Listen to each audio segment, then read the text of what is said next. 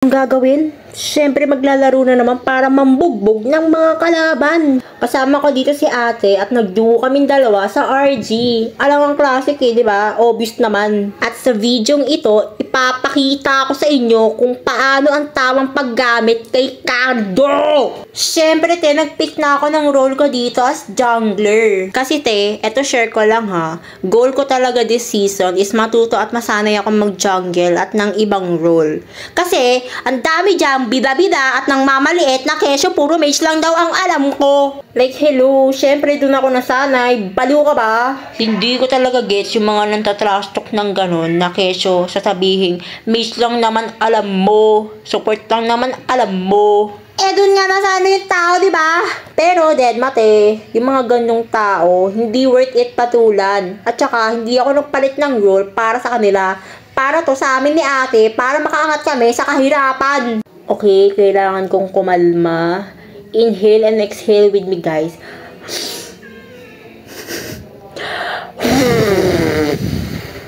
Inhale. Exhale.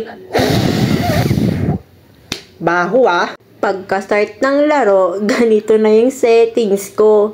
Hindi ko pa kasi naaayos, Pero ganyan lagi sa tuwing naglalaro kami.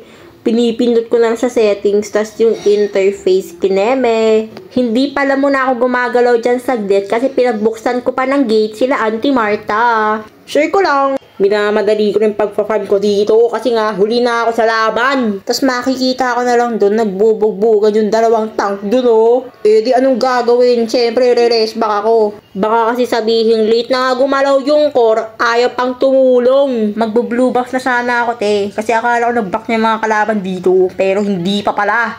Nakasungkit pa si ate ng isa doon. Napakagaling niya. Baka baby ko yan. Pagkatapos nun, pumunta na ako ng XP lane. Tapos may nakita akong piso na lang ang buhay. Sinubukan kong pairalin yung inchik ko dito.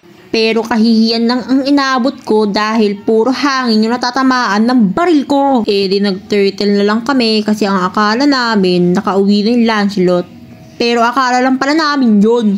Inagaw yung turtle sa amin na para bang di namin pinaghirapan yun. Humanda ka Lance Otot. Una't huling turtle mo na yan. Tinubuan siya ng red buff dito. Syempre, anong gagawin? Di kukunin ko yan. Kasi aka naman talaga yan. Kapalit na rin to nung turtle na inagaw sa amin. Binabantayan pa ako ng Franco dito. Sabi niya, kakagatin niya yung Lance Otot kapag nagbalak umagaw. At naging matagumpay nga ang plano niya. Matilok ka.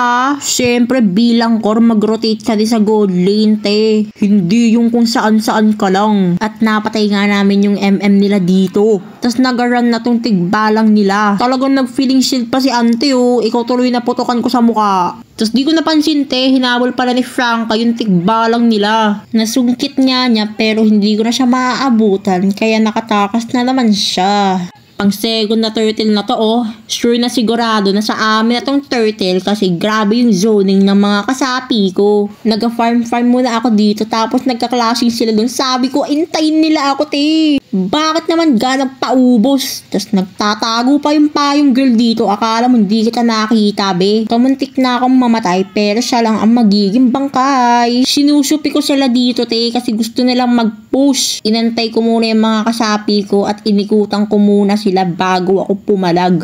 Kunyari wala ako dito at mag-isa lang yung Franco. Wala naman akong fireworks pero magpapaputok ako.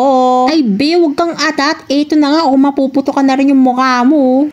Siyempre habang patay yung Lance Otot, kukunin ko ulit yung buff niya. Tapos biglang sinabi ni ate na may gumagawa ng pangarap dun sa bot lane. Kaya agad naman namin pinuntahan. Kasi sinong may sabing pwede nyo i-push yung mga tori namin? Kinabahan yung mga pet nyo, di nyo alam gagawin, Nagaran yung tikbalang, sabi ng Franco, hoy, saan ka pupunta? Samahan mo yung Iritel doon kay San Pedro. Pinagtutulungan nila yung Franco ko dito. Syempre, anong gagawin? Di tutulungan mo, alangan pitigan. Nagapindot-pindot lang ako hanggang sa makaka-triple kill ako. Malakas talaga pag may putok Kapag ganitong may tumatakas na kalaban, pindot-pindutin nyo lang ulti nyo at inyong putok-putokan. Very basic. Nagdemonyo na kami dito kasi naubos namin yung kalaban. Tas naman sa pagkabuhay nila, imbis na mag-antay sa base para mag-death ng Lord, talagang lumabas pa. Kaya ayun, nagpaputok ako ng fireworks. Winner ang mga maasim.